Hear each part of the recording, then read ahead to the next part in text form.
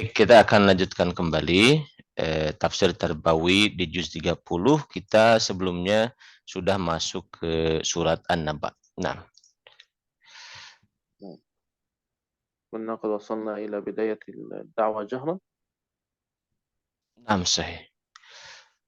في الصفحة الثانية. نعم. في آخر السابقة شيء قليل. نعم.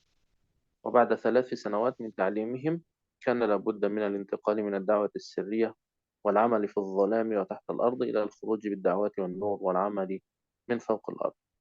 يعني بدلا من الاختباء في أماكن ودعوة فردا فردا بدأ يدعو الناس جهرا جماعة.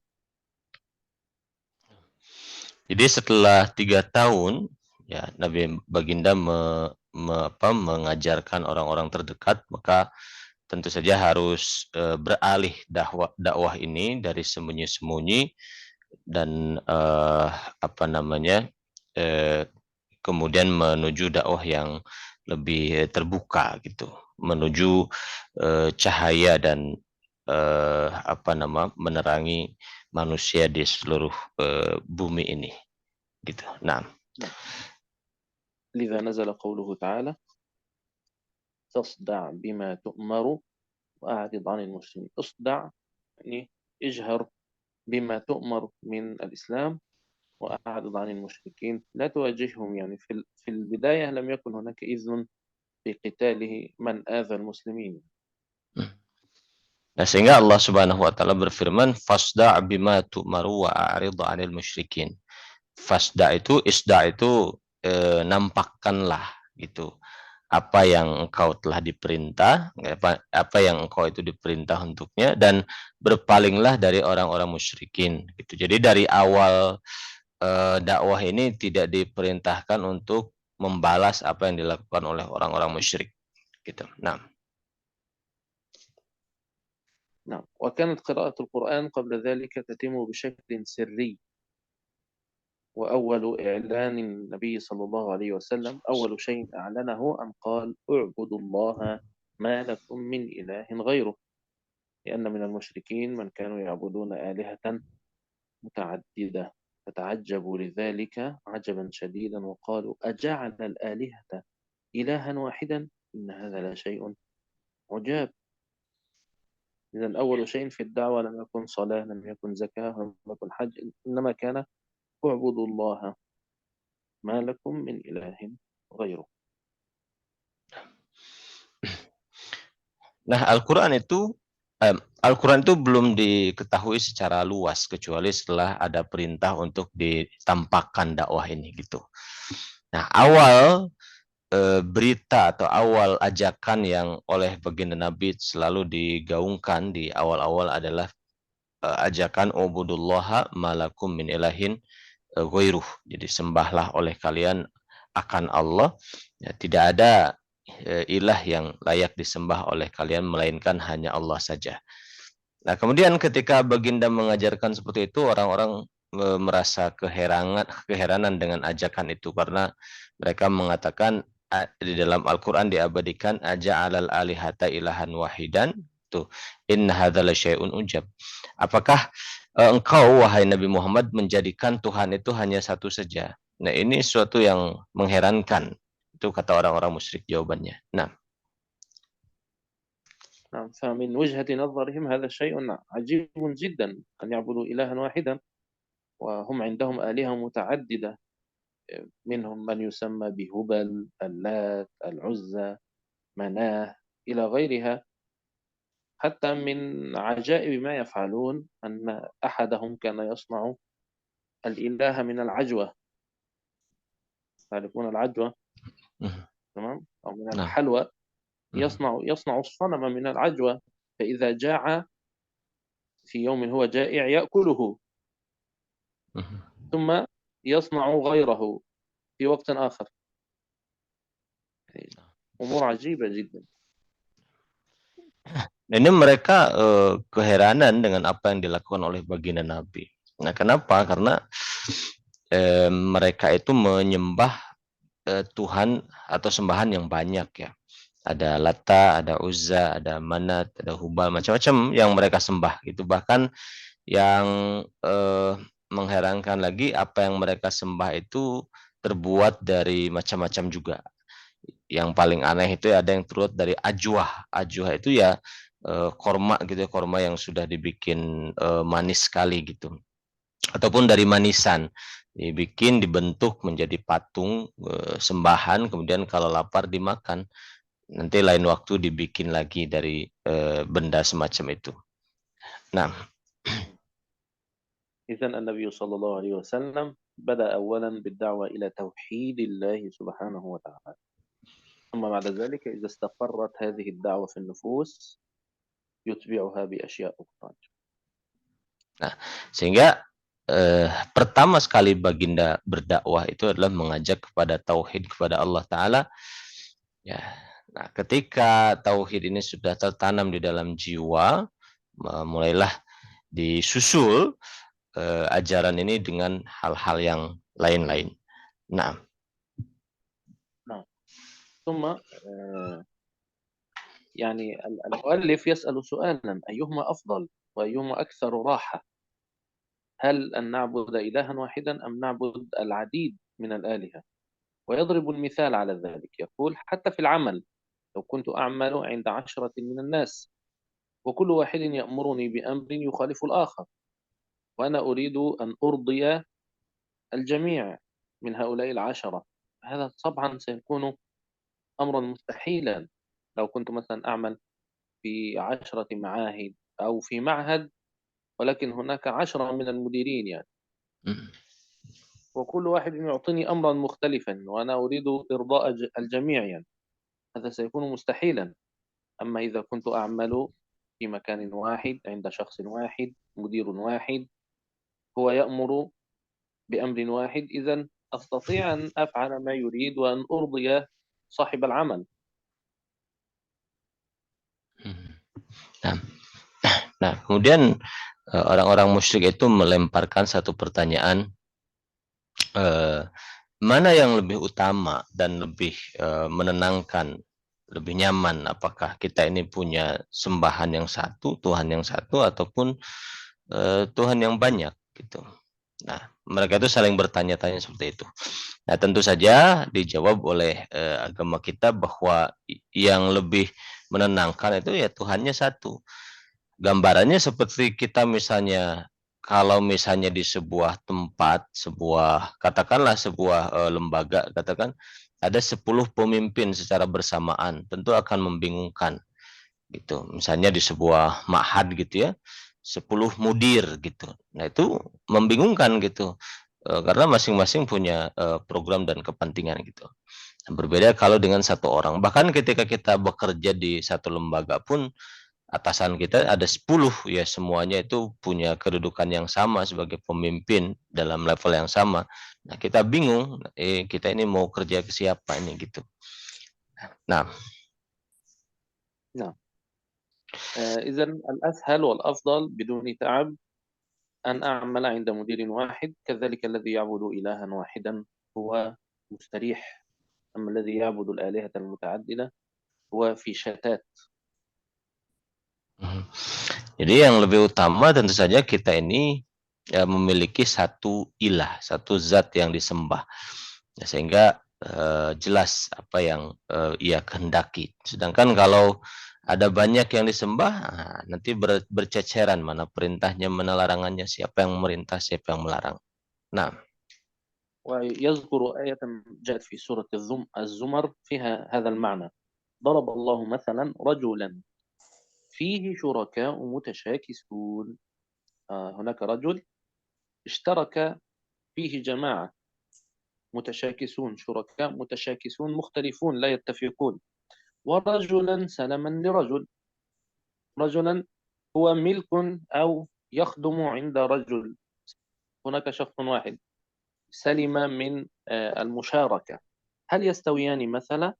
هذا الرجل الذي له شركاء يختلفون في أمره والرجل الآخر الذي له رجل واحد يتحكم به؟ الحمد لله، بل أكثرهم لا يعلمون. Bahkan Allah menurunkan perumpamaan seperti itu di dalam Al-Quran. Daraballahu mathalan. Allah menjadikan satu perumpamaan rojulan fihi syuraka'u mutasyakisun. Jadi ada seorang lelaki yang dia itu bekerja kepada sekian banyak orang yang berbeda-beda. Itu satu perumpamaan. Satu lagi ada seorang lelaki yang dia itu bekerja pada satu orang saja. Gitu. Apakah dua-duanya sama? Hal yastawiyan, apakah dua-duanya sama? Ya, wahal yastawiyan nih, masalan apakah dua-dua perumpamaan ini sama? Nah, tentu saja beda, akan lebih nyaman saya punya satu orang bos bekerja kepada satu orang atasan gitu. Nah, ini diumpamakan seperti itu sehingga di akhirnya dikatakan oleh Allah Ta'ala, Alhamdulillah, segala puji adalah milik Allah, bal aktsaruhum la ya'lamun. Akan tetapi sebagian mereka itu tidak mengetahui gitu. Nah, وهنا يعني ننتبه إلى الحمد لله، يعني أن نعبد إلها واحدا هذه نعمة تستحق الحمد. jadi kita perhatikan kata Alhamdulillah, ini adalah menunjukkan bahwa kita menyembah ilah yang satu itu satu nikmat gitu, sehingga kita katakan Alhamdulillah. Nah, ويبين أن الله تبارك وتعالى قال عن نفسه في القرآن الكريم ليس كمثله شيء وهو السميع البصير، يعني منزه عن كل النقائص، لا يوجد أحد يشبهه سبحانه وتعالى. kemudian Allah Subhanahu wa taala menegaskan dalam firman-Nya, laisa kamitslihi syai'un wa huwas samiul basir. Jadi tidak ada yang semisal dengan Allah satupun, dan Allah itu Maha mendengar dan Maha melihat gitu. Jadi Allah sendiri menegaskan tidak ada satupun yang setara dengan Allah gitu. Nah, نعم. وأيضا حيث لم يتخذ صاحبة ولا ولدا، لأن من له زوجة وأولاد أب أم له أسرة، فهذا يعني أن هؤلاء هم الأولى بالاهتمام والرعاية وهكذا. ولو جاء أحد الغرباء فهو سيأخذ الزيادة، يعني أولا يكفي أولاده وزوجته وأسرته ويعطي ما بقي للفقراء والمحتاجين من الغرباء. فهذه نعمة أن الله سبحانه وتعالى ليس له شريك، ليس له زوجة، ليس له هكذا، منزه سبحانه وتعالى عن كل هذه الأمور يعني. وهو يضرب المثل بحال الدنيا، يعني أي إنسان عنده أسرة أو مسؤوليات عن أشخاص أقرب، يعني فهو يعطي العناية والأولوية للأقرب يعني. Nah, jadi di sini ayat yang tadi itu menunjukkan bahwa Allah itu terbebas dari segala kekurangan, dan Allah itu tidak memiliki pasangan, tidak memiliki anak, tidak berketurunan, tidak juga memiliki istri, kemudian ayah atau ibu gitu. Tidak berkeluarga seperti itu. Karena gambarannya dalam kehidupan kita saja, kalau kita memiliki keluarga, ada orang lain yang datang itu mesti kita ini mencukupkan keluarga dulu.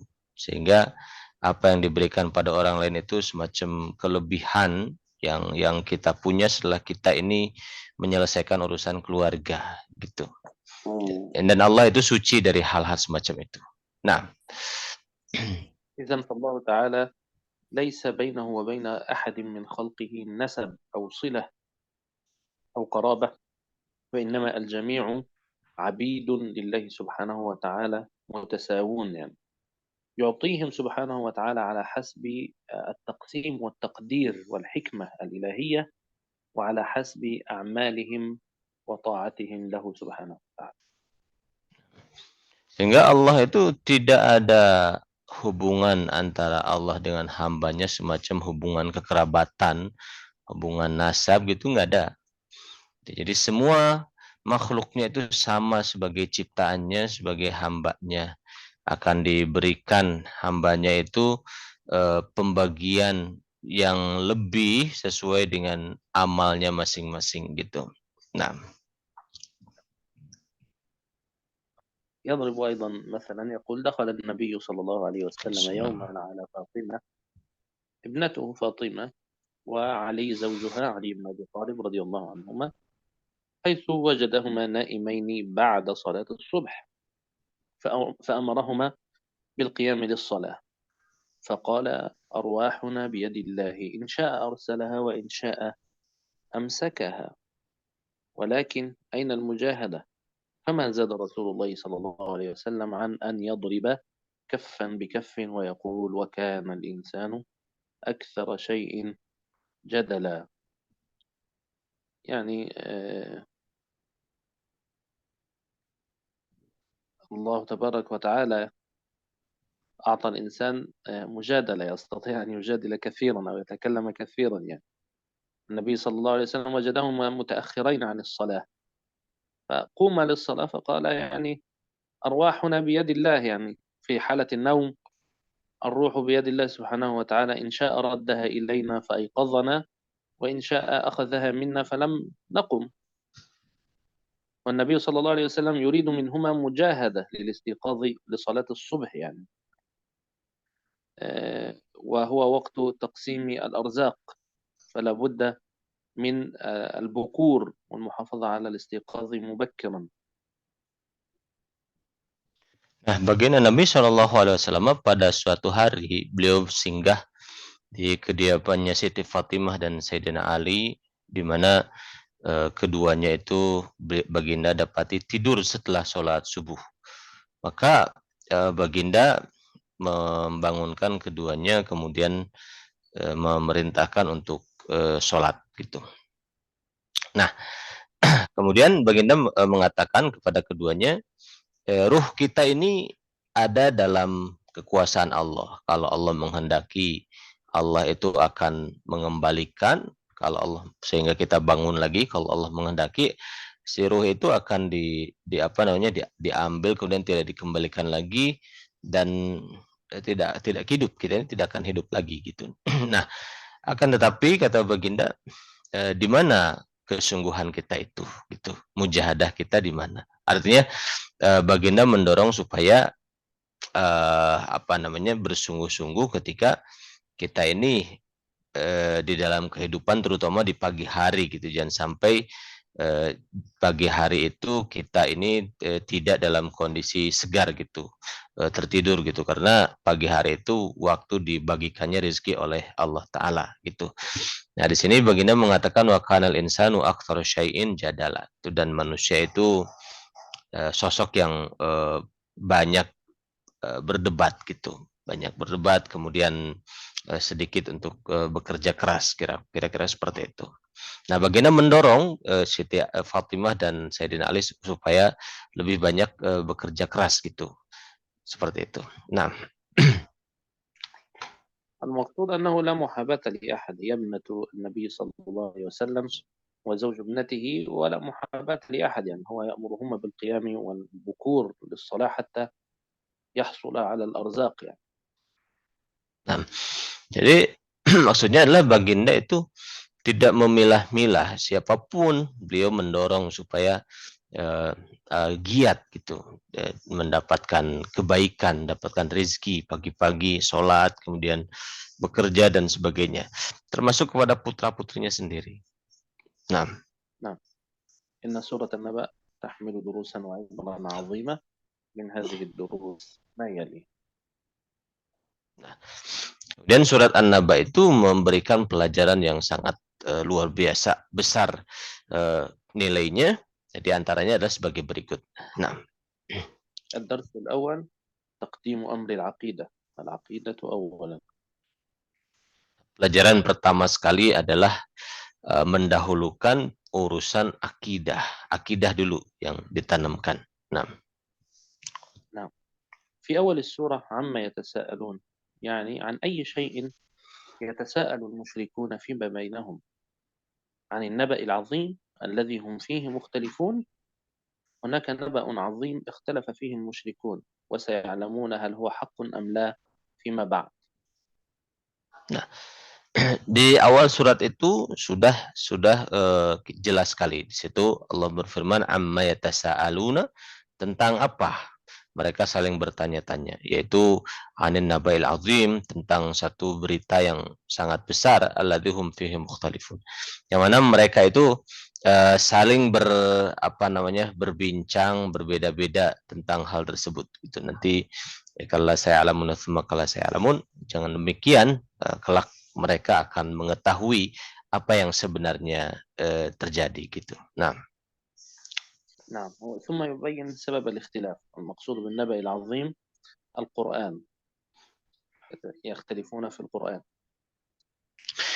nah kemudian sebab perbedaan ini, yakni sebab perdebatan di antara mereka itu adalah mereka di antara orang-orang musyrikin itu, di orang-orang musyrikin Quraisy itu, mereka berdebat tentang kebenaran Al-Qur'an. Nah, نعم. فبعضهم يقول إنه قول شاعر، إنه شعر.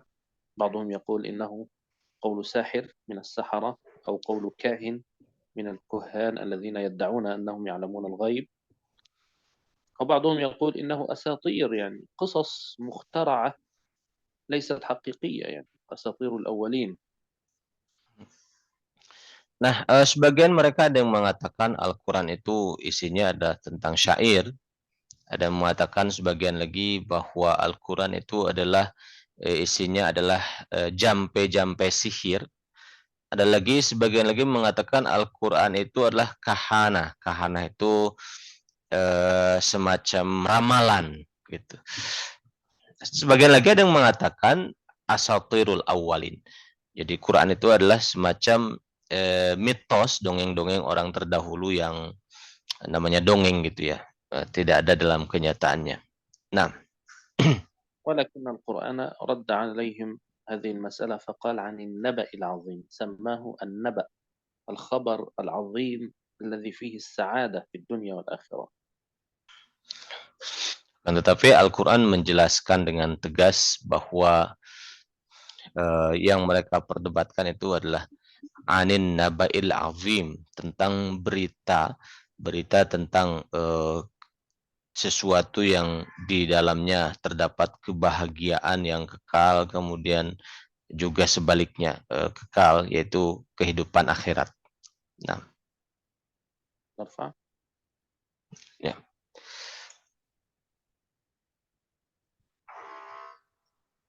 ويبين أن في سورة أخرى، في سورة الإسراء، قال الله عز وجل: إن هذا القرآن يهدي للتي هي أقوم، للطريق الأفضل والمستقيم.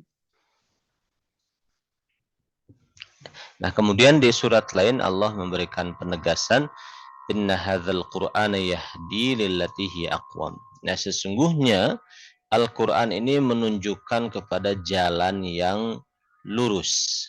Nah, وعلينا أن نحرص على هذه السعادة، فلا نترك أحدا يصرفنا عنها أو يصرف أولادنا عن كتاب الله عز وجل. maka kita harus ya berpegang dengan sumber kebahagiaan ini, yaitu Al-Qur'an ini, dan jangan berpaling kepada yang lain, melupakan Al-Qur'an. Nah,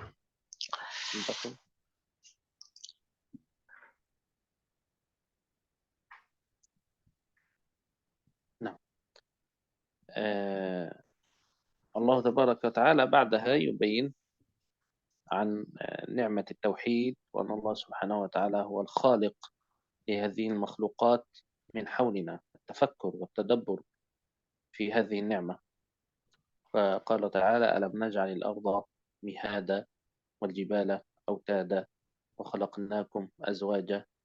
يعني يأمرنا أن ننظر في الحياة من حولنا، كيف الأرض مهدها لنا حتى نستطيع أن نمشي عليها، وجعل فوقها الجبال تمسكها، يعني تثبت هذه الأرض، وخلقنا أزواجا من ذكر وأنثى، كلنا جميعا على هذا الحال،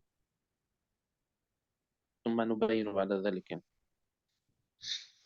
nah kemudian nikmat tauhid ini dipertajam lagi ataupun dijelaskan lagi oleh Allah Ta'ala supaya kita bisa melihat ke lingkungan sekitar tentang kebesaran Allah Ta'ala. Di situ Allah berfirman, Alam naja'alil ardu mihada. Tidakkah kami telah menjadikan bumi ini sebagai tempat yang nyaman untuk ditinggali, gitu. Kemudian wal jibala autada, dan gunung-gunung itu menjadi pasak, jadi tiang-tiang, gitu, sehingga tidak tergoncang kita ini. Kemudian wa khalaqnakum azwaja, dan kami ciptakan kalian itu berpasang-pasangan, laki-laki, perempuan, dan dalam kehidupan itu menjadi satu keumuman. Kita ini melihat banyak pasangan dalam berbagai aspek kehidupan. Wa ja'alna naumakum subata, dan kami jadikan tidur itu adalah satu kondisi yang istirahat gitu bagi kita. Nah, ارفع قليلا.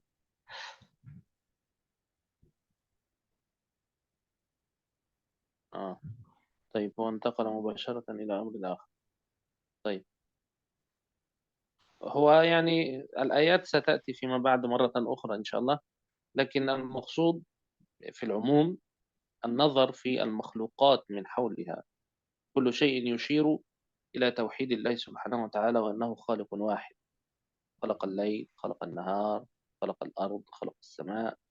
كل هذه المخلوقات تشير إلى هذه المسألة، لأنه لو تعددت الآلهة ربما نجد النهار يتكرر مرتين، لأن هذا الإله يريد نهارا، ثم إذا جاء الليل فالإله الآخر يريد النهار ولا يريد الليل، هكذا ربما تختلف منظومة الحياة من حولنا، تتغير. nah ayat yang tadi disebutkan itu menjelaskan tentang pada intinya nikmat Allah, nikmat kita ini bertauhid kepada Allah Ta'ala, gitu. Sehingga dijelaskan tentang alam semesta. Nanti akan diulang lagi ya di depan gitu. Ini kan membahas secara umum saja tentang tauhid. Nah, seandainya ada Tuhan yang disembah selain Allah, ada beberapa katakan, tentu mungkin saja siang ada 2 kali gitu. Karena yang satu Tuhan ingin siang, satu lagi tentu ingin juga siang. Juga akan terjadi banyak kekacauan seperti itu. Nah, ثم الدرس الثاني أو الاستفادة الثانية من السورة أن القرآن نعمة عظيمة. أولا كان الحديث عن العقيدة، ثانيا أن القرآن نعمة عظيمة من الله سبحانه وتعالى، ولا أصدق من الله يعني. ومن أصدق من الله حديثا ومن أصدق من الله قيلا، أي قولا. yang kedua nikmat yang sangat besar adalah Al-Quran. Jadi Al-Quran itu adalah nikmat yang sangat besar. Tidak ada satu perkataan yang lebih agung dari firman Allah Ta'ala. Allah berfirman, وَمَنْ أَصْدَقُ مِنَ اللَّهِ حَدِيثًا وَمَنْ أَصْدَقُ مِنَ اللَّهِ قِيلًا. Jadi siapa yang lebih benar daripada Allah firman-Nya atau perkataannya. Nah, وهذا له علاقة قوية بقدرة الله سبحانه وتعالى. يعني الإنسان مثلا في الحياة لماذا يكذب؟ الكذب لماذا؟ هناك خوف من شيء أو هرب من شيء. يعني أنا عندما أخاف منك فربما أكذب، لكن إذا كنت لا أخاف منك وأنا قادر على فعل أي شيء أريده أنا لا أكذب، أقول ما أريد. فهناك علاقة قوية. إذا كان الله تبارك وتعالى ومن أصدق منه قيل هو الصادق سبحانه وتعالى، إذن هو القادر. وإذا كنا علمنا مثلا من الأمور السابقة ألم نجعل الأرض مهادا والجبال أوتادا، من هذا التفكر في المخلوقات أنه هو القادر وحده سبحانه وتعالى، إذن فكل ما يقوله سبحانه وتعالى هو صدق، لأنه هو القادر. لابد من لماذا سيكذب إذن يعني؟ jadi tidak ada yang mendorong bahwa Allah itu akan berbuat kebohongan gitu, karena Allah yang maha penguasa di alam semesta ini, yang yang maha berkehendak atas segala sesuatu di alam semesta ini. Tidak ada yang Allah takuti dan tidak ada yang Allah butuhkan kepada kita, sehingga tidak ada yang mengharuskan untuk Allah itu berbohong dengan firman-Nya. Berbeda dengan kita, misalnya kita takut kepada seseorang, mungkin saja kita berbohong menyimpan sesuatu karena kita takut kepada seseorang. Ataupun kita mengharapkan suatu dari seorang, juga mungkin saja kita ini berbohong kepada satu hal gitu, karena kita mengharapkan suatu dari orang. Dan Allah itu tidak butuh itu semua, sehingga firman-Nya tidak mungkin bohong. Nah, ارفع الشاشة.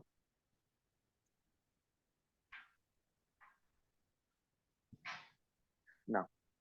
وأيضا هو الذي بيده الملك كما قال في أول سورة الملك تبارك الذي بيده الملك وهو على كل شيء قدير.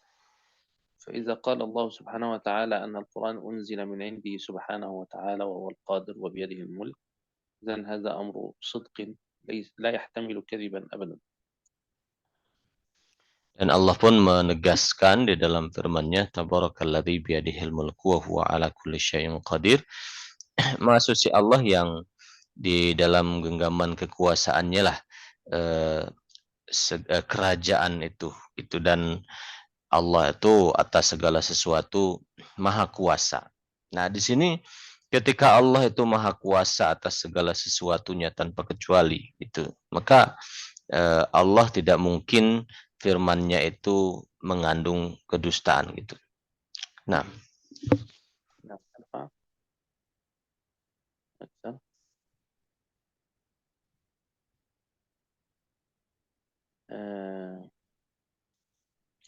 يعني هو يبين شيئا في فصاحة اللغة العربية عموما، فيقول يعني إذا نظرنا في اللغة العربية والقاعدة عند العرب أن تكرار الكلام مرات كثيرة هذا يجعل الكلام غير فصيح، يعني الذي يقول كلاما لا يكرر فيه يعني. ويضرب المثال برجل كان يركب فوق ناقة فوقع من على الناقة والتف الناس حوله ثم سنبين. nah ini berikutnya dijelaskan tentang kefasihan Al-Quran ya. Ada penjelasan bahwa sesuatu yang diulang-ulang dalam pengungkapan itu menunjukkan ketidakfasihan. Nah, kemudian ada satu kisah di mana seseorang yang jatuh dari unta, kemudian orang-orang melihatnya. Nah, tapi di sini belum dilengkapi penjelasannya. Tafadhal. نعم، أو تكرير الحرف الواحد مرات متعددة في نفس الجملة، هذا أيضا يعد من عيوب الفصاحة في الجملة، أن يتكرر الحرف كثيرا في جملة واحدة.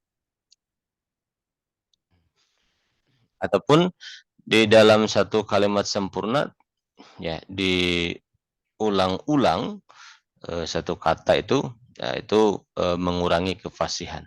Nah, طيب هذا الرجل لما سقط ووقع من على الناقة واجتمع الناس حوله قال ما لكم تكأكأتم علي كتكأكئكم على ذي جنة افرنقعوا عني.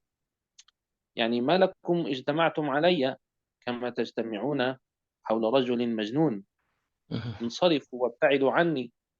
ولكنه استخدم لفظة أو كلمة تكأكأتم علي كتكأكئكم.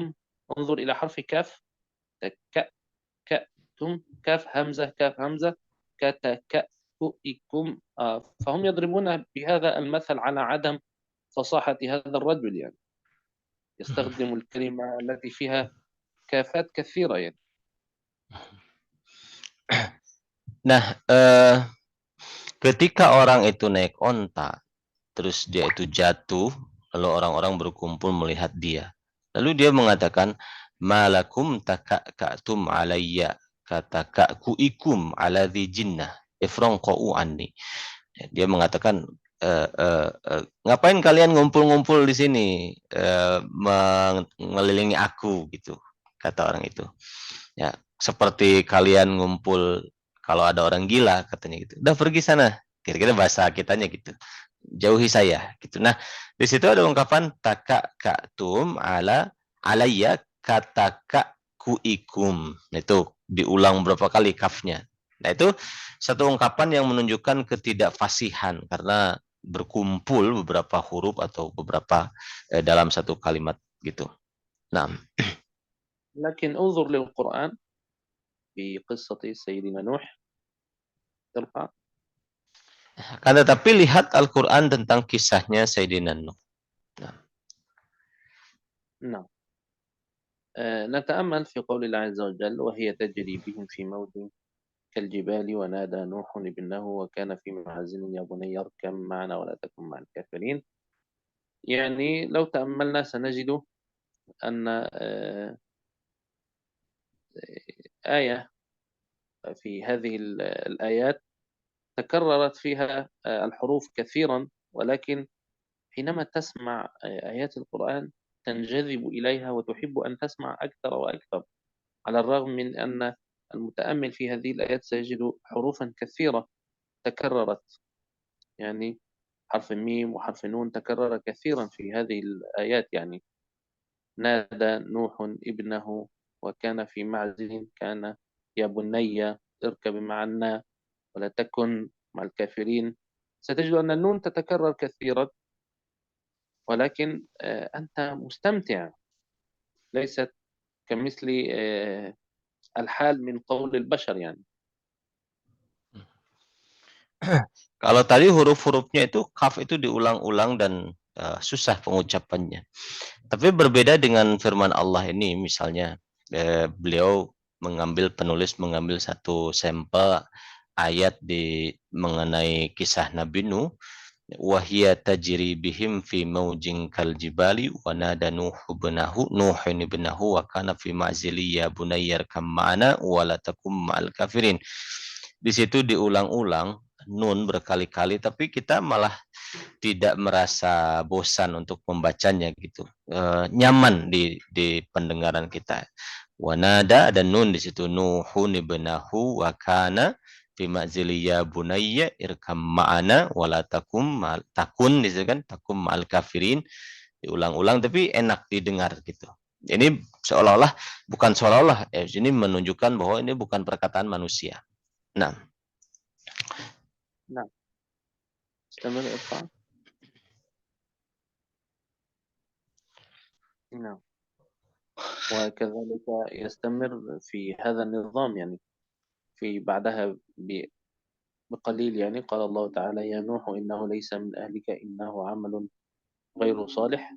فهذا الولد الذي كان ابن نبي يعني، ولكن لم توجد المحاباة، يعني هو كافر بالدين، فالله تبارك وتعالى نهاه عن أن يطلب هذا الولد لأنه عمل عملا غير صالح.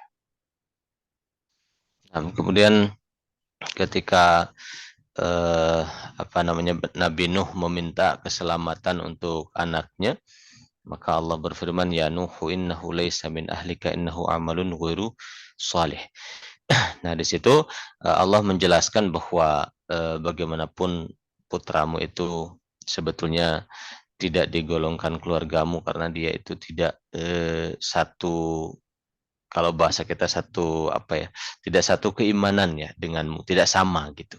Nah, نعم وسيدنا نوح لما علم بذلك استغفر ربه، يعني قال رب إني أعوذ بك أن أسألك ما ليس لي به علم وإلا تغفر لي وترحمني أكن من الخاسرين. kemudian setelah Nabi Nuh itu mengetahui tentang itu, Nabi Nuh mengatakan, Robbi inni a'udzubika an as'alaka ma laisa bihi ilm. Ya Allah, saya berlindung kepadamu dari meminta sesuatu yang saya tidak ada ilmu tentangnya. Wa illa taghfirli wa tarhamni aku minal khasirin.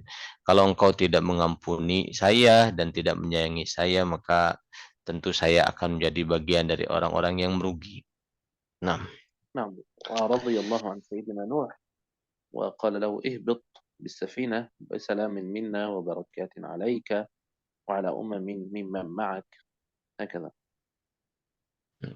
kemudian Allah melanjutkan, wahai Nuh, turunlah dengan selamat, ya, dengan keselamatan dari kami dan keberkahan untukmu dan juga kepada umat-umat yang ada bersamamu. Nah, نعم ثم تأمل يعني في نهاية هذه الآيات وفي نهاية هذه القصة هناك حرف واحد تكرر كثيرا بشكل متصل أكثر من النون السابقة في بداية القصة، وهو حرف ميم. فيها وعلى أما انظر إلى ميم ميم من معك وأمم سنمتعهم ثم يمسهم منا عذاب أليم. وأكثر في جملة من معك. انظر إلى تكرر الميمات المتتالية، ولكن مع ذلك أنت لا تشعر بتنافر أو بعدم تناسب بين الحروف، وإنما تشعر بلذة في الاستماع إلى القرآن. Nah, coba di akhir ayat ini kita merasakan satu apa namanya pengulangan di huruf mim berkali-kali. Di situ ada ala umamim mim mam ma'aka.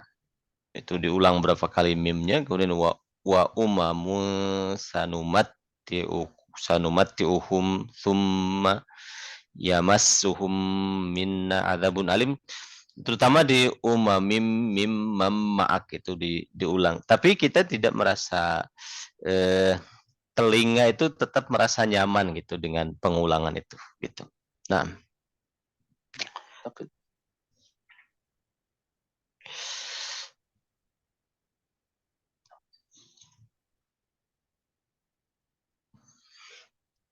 كذلك في أمور الفصاحة في اللغة العربية أن تكرار حرفين في الكلام أكثر من مرة يجعل الكلام ضعيفا، كمثل قول الشاعر وقبر حرب بمكان قفر.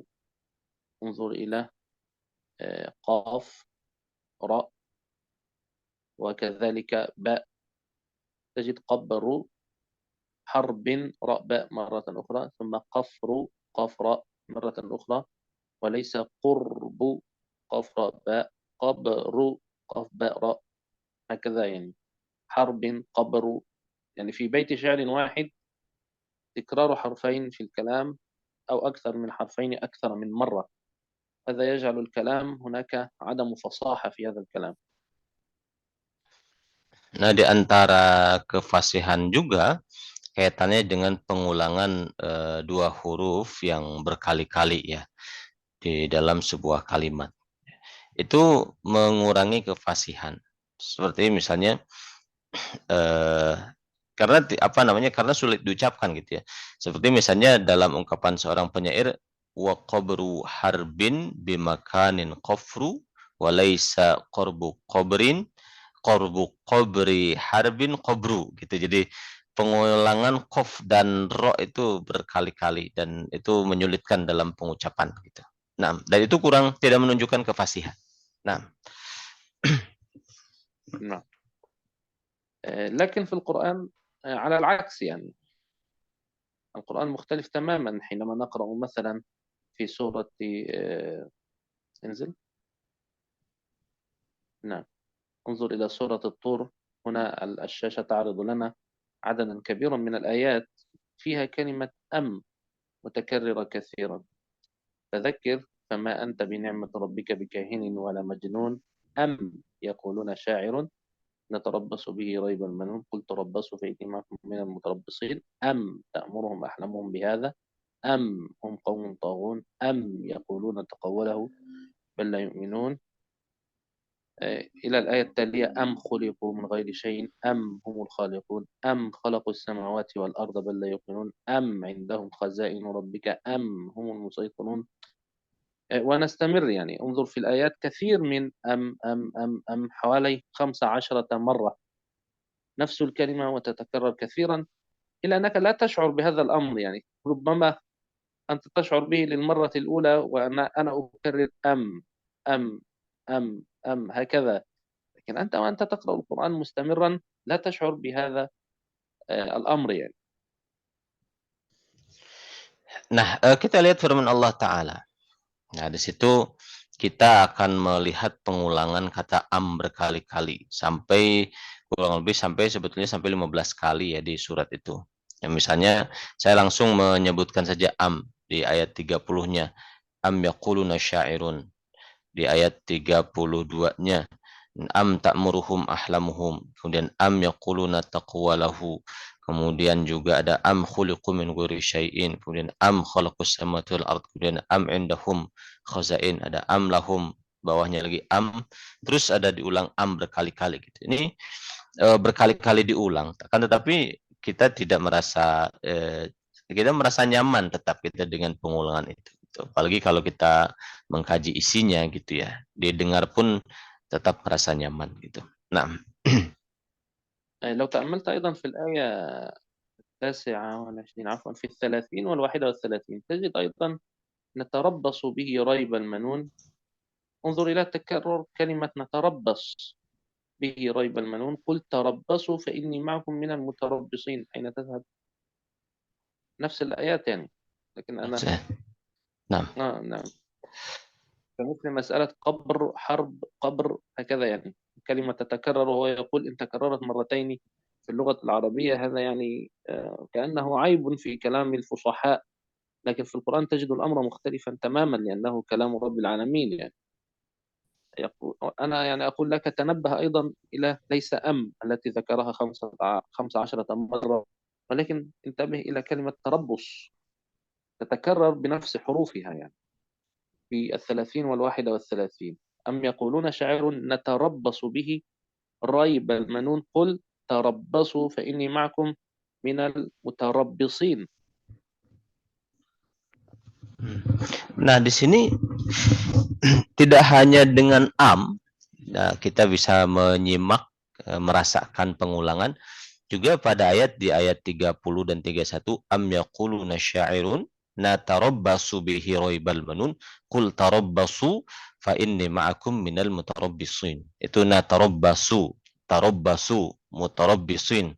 Itu diulang-ulang tapi tetap nyaman gitu untuk dibaca dan didengarkan. Nah. تمام. Nah.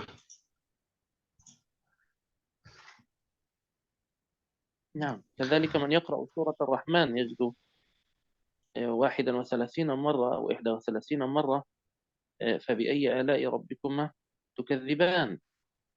وفي سورة المرسلات مثلا يجد 10 مرات ويل يومئذ للمكذبين، ويل يومئذ للمكذبين، هكذا تتكرر في سورة واحدة كل هذا العدد، ولكن تجد في القرآن حلاوة وفي اللسان سهولة في النطق، وليس كمثل بيت الشاعر السابق الذي أحدث مشكلة في النطق. Juga kita bisa membaca ataupun mendengar surat Ar-Rahman. Di situ pengulangan ayat fabi ayyi ala'i rabbikuma tukadziban sampai 31 kali. Akan tetapi ini berbeda, ungkapannya itu sangat enak gitu diulang-ulang, berbeda dengan syair yang tadi itu. Nah. نعم. ومن الأدلة أيضا على أن القرآن منزل من عند الله تبارك وتعالى يقول في غزوة بدر أرغم المشركون العباس بن عبد المطلب على الخروج مع الناس مع أنه كان مسلما في السر ويخفي إسلامه، والرسول صلى الله عليه وسلم أمره بالبقاء في مكة لينقل أخبار قريش للنبي صلى الله عليه وسلم. يعني أو غزوة بدر كانت هي الغزوة الأولى بعد هجرة رسول الله صلى الله عليه وسلم إلى المدينة، وكان ما زال هناك سيدنا العباس بن عبد المطلب ما زال في مكة يظهر أنه مشرك ولكنه في السر من المسلمين، وظل هناك. ولكن لما خرجوا لغزوة يريدون قتال رسول الله صلى الله عليه وسلم أخرجوه معهم على أنه مشرك وسيقاتل النبي صلى الله عليه وسلم، واضطر للخروج. Nah, kemudian yang menunjukkan bahwa Al-Quran ini adalah merupakan firman Allah, ya, ada banyak contoh-contohnya, diantaranya dalam peperangan Badar. Nah, di mana kaum musyrikin itu membawa Al-Abbas ke dalam peperangan, ya, dibawa, itu Sayyidina Abbas itu Abbas bin Abdul Muttalib, pamannya baginda Nabi, ya, dibawa untuk ikut berperang gitu. Padahal Sayyidina Abbas adalah orang Islam yang pura-pura yakni ada di Mekah, tidak ikut hijrah, dan beliau itu tidak menunjukkan keislamannya, kemudian menjadi informan, ya, menyampaikan berita-berita hal ihwalnya orang-orang musyrik kepada baginda Nabi. Nah, نعم. ويعني أسر كان من الأسرى من المشركين الذين أسرهم المسلمون يعني. kemudian ditawan. Jadi karena apa, beliau dipaksa untuk berada di barisan orang musyrik, ya, sehingga setelah selesai peperangan beliau ditawan oleh umat Islam. Nah, نعم. وكان هناك لابد أن يدفع كل أسير من الأسرى فدية حتى يخرج من الأسر، يدفع فدية للمسلمين، وأمره الرسول صلى الله عليه وسلم أن يدفع الفدية، وهو يعني يقول أنا مسلم يعني، ولكن مختبئ فقط، وقد كنت من المسلمين، ولكن النبي صلى الله عليه وسلم لا يريد أن ينتشر هذا الخبر حتى يظل أو تظل الاستفادة منه بين المشركين، على أنه يعيش بينهم كأنه مشرك وأخبار المشركين للمسلمين، فيريده أن يظهر أنه يدفع أيضا الفدية كمثل حال الباقين من المشركين يعني. ketika orang-orang itu ditawan oleh kaum muslimin, nah mereka harus menebus diri mereka supaya bisa bebas dengan fidyah, ya, dengan satu nilai tertentu.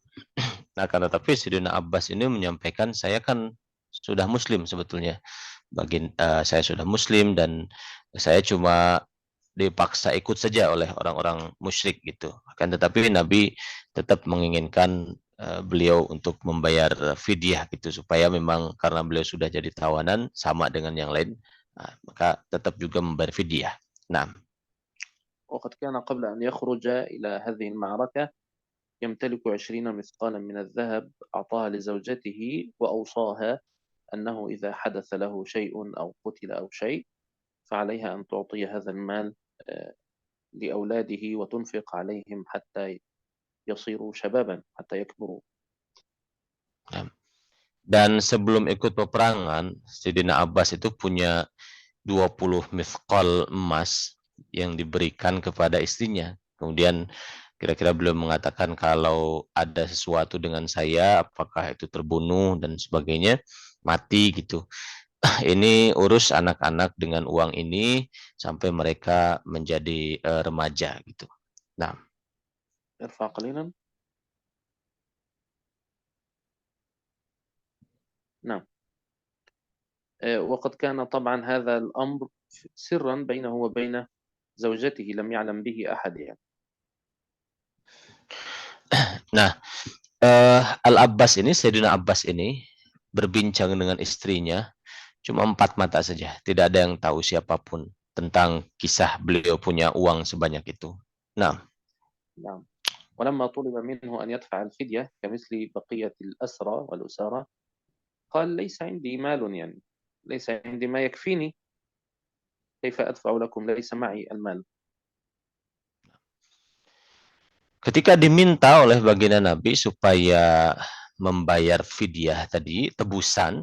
Nah, lalu beliau mengatakan, Sayyidina Abbas mengatakan, saya tidak punya apa-apa, sungguh saya tidak punya harta apapun, katanya.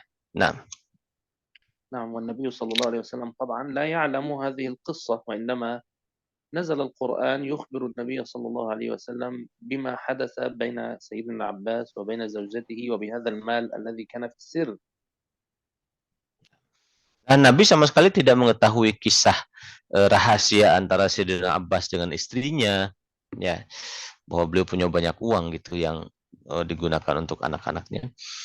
Nah, kan tetapi melalui firman Allah, Al-Quran ini, ayat yang turun, baginda tahu kisahnya. Gitu. Nah, فطبعا النبي صلى الله عليه وسلم أخبر سيدنا العباس بما أن معه المال وأنه يخفي هذا السر وبأنه أعطى كذا لزوجته، فتعجب سيدنا العباس وأعلن الشهادة مرة أخرى، أشهد أن لا إله إلا الله وأن محمد رسول الله. كيف يعني؟ لا أحد يعلم إلا أنا وزوجتي فقط، يعني حتى الأبناء لا يعلمون. Nah, ketika baginda Nabi mengetahui itu melalui wahyu gitu, baginda Nabi menyatakan kepada Sayyidina Abbas, engkau punya uang sekian. Waktu itu engkau bicara dengan istrimu gitu, berdua saja pembicaranya begini-begini. Nah kemudian kaget terperanjat Sayyidina Abbas dan beliau menyatakan sungguh tidak ada sama sekali orang yang tahu kisah ini kecuali saya dengan istri saya. Maka beliau mengulang syahadatnya karena saking kagumnya terhadap kebenaran yang disampaikan oleh baginda Nabi. Nah, وهذا يدل على صدق القرآن هذه القصة، لأنه قد أنزلت آية: يا أيها النبي قل لمن في أيديكم من الأسرى. يا أيها النبي تكلم مع الأسرى وقل لهم: إن يعلم الله في قلوبكم خيرا يؤتكم خيرا مما أخذ منكم، سيؤخذ منكم فدية، ولكن إن كانت في قلوبكم الخير حقا فإن الله سيخلف عليكم خيرا مما تدفعون في هذه الفدية. وفيها خبر قصة العباس مع زوجته، هذا يدل على صدق القرآن لأنه أخبر بأمر يعد عن رسول الله صلى الله عليه وسلم. nah kemudian tentang kisah itu, nah baginda Nabi tahu sebelum menceritakan tentang Sayyidina Abbas punya kisah pribadi gitu, ya turun ayat. Ayatnya itu ya ayuhan nabiyyu qul liman fi aidikum minal asro dan seterusnya ya, sampai akhir ayat. Artinya di situ pada intinya Allah itu mengetahui ya isi hati kalian ya kepada tawanannya, mengetahui isi hati kalian, dan kalau kalian mau untuk menebus diri kalian dengan apa namanya sejumlah nilai tertentu, insya Allah nanti Allah akan mengganti dengan yang lebih baik gitu. Nah, طيب انتهت هذه القصة، وأظن أن الوقت عندكم لا يناسب أن نبدأ قصة أخرى، nah, وأخرها إلى اللقاء إن شاء الله. nah, insyaAllah intahal waqt. Masya Allah. طيب بارك الله فيك. وبارك الله فيكم. تفضل لختام المجلس يا شيخ. نختم إن شاء الله بعد المجلس. سبحانك اللهم وبحمدك، سبحانك الله. نشهد أن لا إله إلا أنت، نستغفرك ونتوب إليك، وصلى اللهم وسلم وبارك على سيدنا محمد وعلى آله وصحبه أجمعين. السلام عليكم ورحمة الله وبركاته. Waalaikumsalam warahmatullahi wabarakatuh. Jazakumullah khairan, Syekhana.